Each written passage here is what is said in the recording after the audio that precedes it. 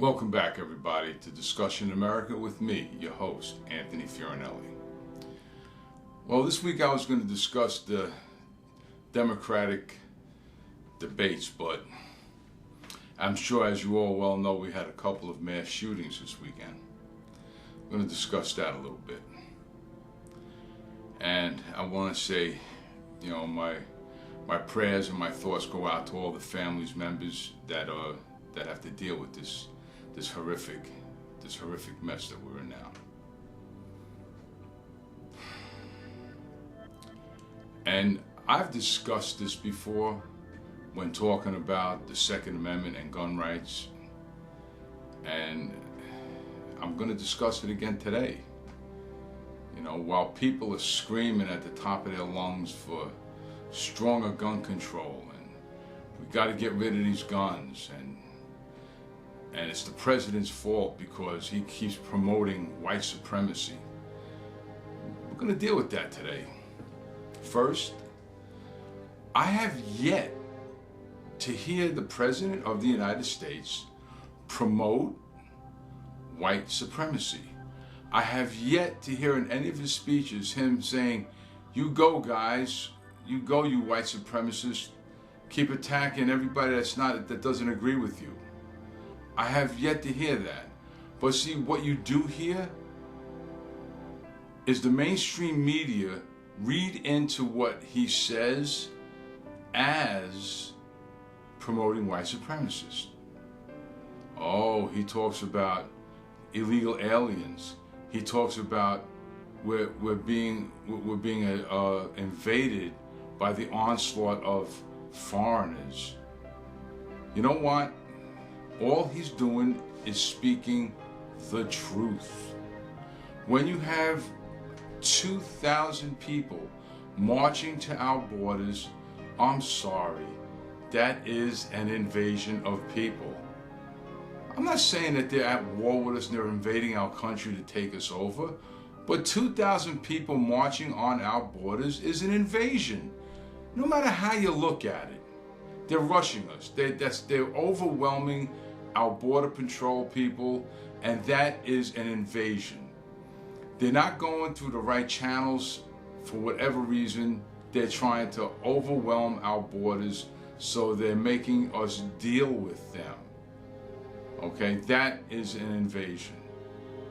Okay, now our laws, the way they are, they try to sneak over, and if they do, they get caught. And when they go in front of a judge, they get a court date in which to appear. They're already in the country. Now, do you think they actually appear for that court date? No, they're in the country already. They're never going to appear. They're never going to appear. They're going to get caught. When they get caught, then they have to deal with it. Okay, that's the way things go. Okay, that's the problem. So yes, we are being invaded. So he's not trying to create issues. He's not trying to get the white supremacists to act. That is bull, okay? But what it is, it's the mainstream media's way of creating propaganda so that the left has ammunition to attack the president. That's my opinion on that.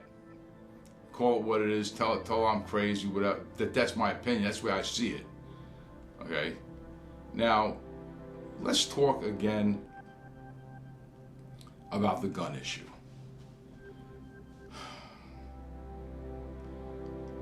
Until we all stop, not we, but other people, stop beating the drum about getting rid of the guns, these mass shootings will not repeat, not stop. They're not going to stop.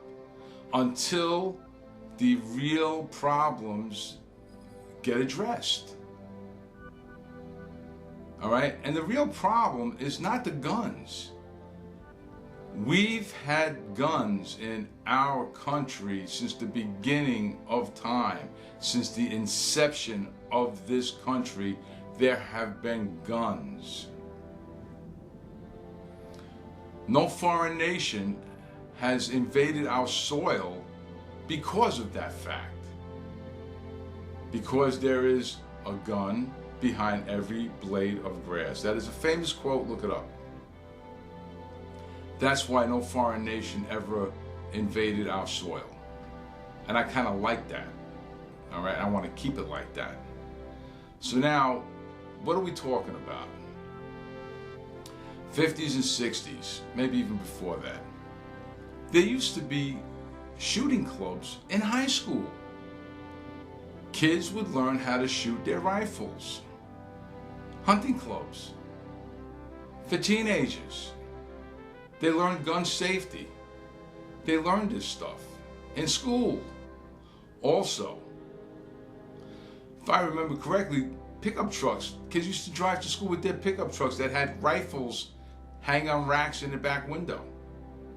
Why back then weren't there mass shootings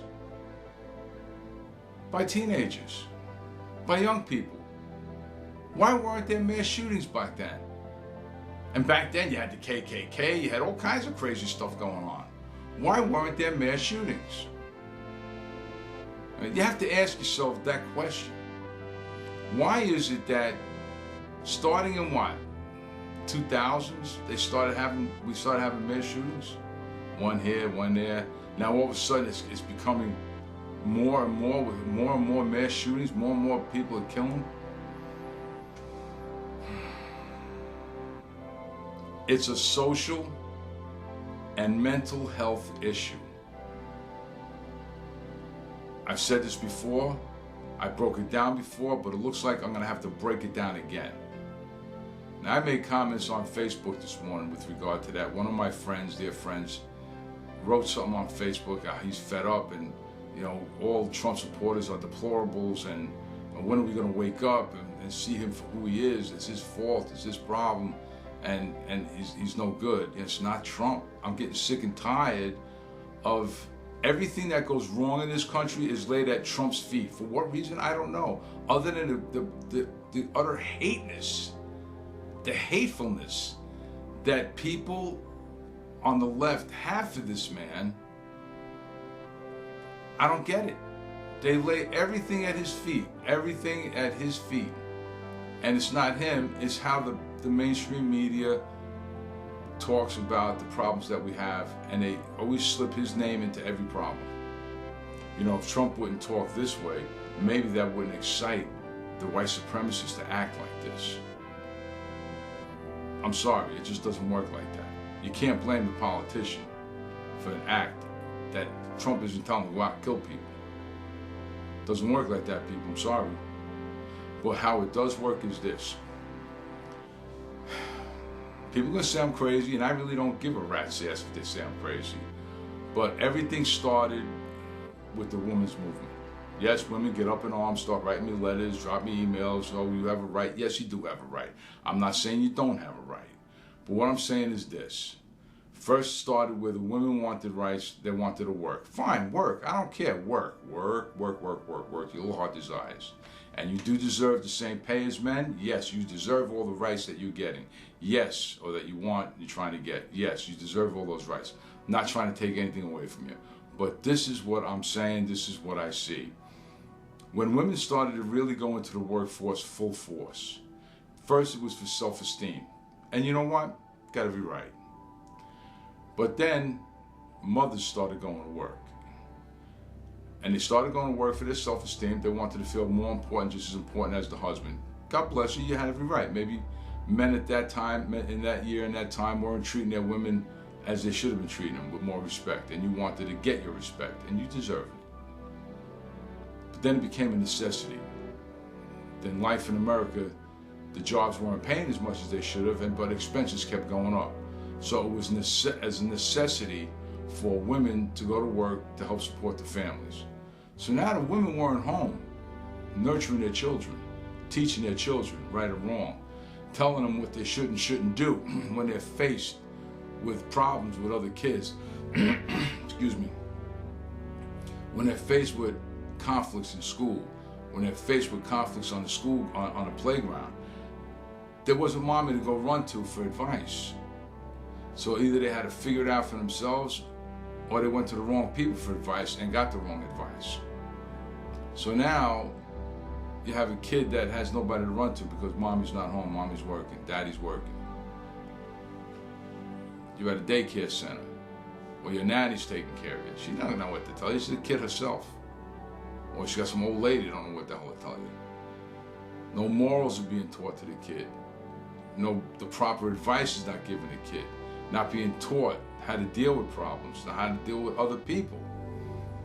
Now you throw into the mix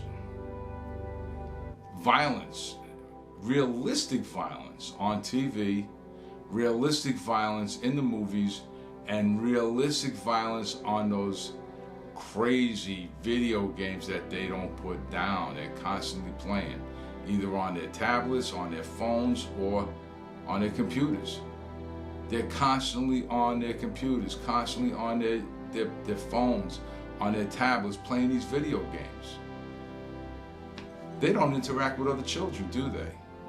How many of you have children that all you do is see them in their room, on a computer, on their tablet, sitting at the table, sitting at the couch, on the chair? When do they ever go out with their friends, go hang out? Do you ever hear anybody yelling, "Hey Johnny, coming out to play"? You don't hear that anymore. You don't see that anymore. You don't see kids hanging out on the stoop anymore. You don't, very rarely do you see kids hanging out in the park. I'm talking teenagers, so you see little ones because their mothers are out with them. Their mothers want to get out of the house. You don't see them calling for each other anymore. Let's go out and play. You don't see that. So now you got a kid that's holed up in his house, nothing but video games. So you got that issue, lack of socialization. Now you got the internet. You have the internet with all kinds of information poisoning your child's brain, that if they see something that's interesting or out of the ordinary, they're going to read about it. They read about white supremacy. They read about all kinds of crap that's out there. You know, that's how we get Americans all of a sudden want to go over to Afghanistan and kill our soldiers. Think about it. That's all stuff they see. They watch videos on the internet. That's how they become radicalized. You guys don't realize this. That's all from the internet. So here you have a kid that's desensitized to death and violence and warfare by watching video games and movies and TV that's totally violent. Then you have them playing games that totally desensitizes them. Then you have the crap that they get on the internet that is totally open to them, that they can get any information they want. They can learn how to build a bomb. As long as they can read, they can learn how to build a bomb out of household products. Think about that. And they have no guidance now. So now they go to school. Johnny pushes Joseph. Joseph don't know how to deal with it. So he goes home and tells his mother, "Johnny pushed me." So the mother don't want to be bothered. She goes, "Tell your teacher." Joseph tells the teacher, "Johnny pushed me." Teacher tells Johnny, "Sit it back." Now Johnny gets pissed off, tells his friend, "Hey, Joseph ratted me out." Now two of Johnny's friends start pushing him around. What'd you rat Johnny out for? Now Joseph goes home again. Johnny's two friends are pushing me too. So the mother says, "Well, tell the teacher." So Joseph goes to the teacher. "Johnny and his two friends have pushed me." So the teacher puts all three of them in the back. And all three of them are pissed off at him. So now all three of them are bullying him. But you think that ends? No, now they tell all their friends, "Wow, that kid's ratted us out, blah, blah, blah." Next thing you know, they're beating him up. Now the kid's a target of bullying. But see now, in my day, if I would have went home and said, "Johnny pushed me," my mother would have said, "Push him back." Or she would have said, "Did he hit you?" "No." "Well, sticks and stones will break your bones, but names will never hurt you." Quick, stupid lessons that we don't even think about. that effect on how we deal with other people could have saved Joseph from becoming a target from a bully. But he's not taught that. And there's nobody to teach him because daddy's working, mommy's working. And when mommy comes home from work and Joseph wants attention, please, please, please, go do your homework. Go play with your game. She's tired. She don't want to be bothered. She's tired. And still he has no body. So what happens? That festers inside of him. Because you know what? Being bullied, instead of standing up and fighting, he's going to go cower in a corner someplace. And when that happens, that fear of being a coward hurts more than getting popped in the lip. Because that pain goes away in a couple of minutes, but the cowardness eats at you, eats at your brain, eats at your self-esteem. So you get years and years of being bullied and cowering and all that other stuff, forget it. You get a couple of years of that, you're ready to pop. That's when you grab daddy's rifle and go to school with it, and then you kill half your class. That's what happens, people. People think I'm crazy, but you think about that. That's what happens. You get kids that get desensitized by watching the movies and playing the games that they play. They get information on the internet, and it becomes romanticized to them. Becoming a Taliban warrior or an ISIS warrior, they become romanticized. That's what they do. They romanticize it. Become a warrior, fight for the fight, you know, kill Americans. They become romanticized, you know, and they have a purpose in life then, because other than that, they have no purpose. So that's what creates the nut jobs out there that go after everybody. And for killing people, that just becomes, I can't go to Afghanistan, so hell, I'll do it here. I'll become a homegrown terrorist and I'll kill Americans here. They might not be soldiers, but they're Americans, I'll kill them here.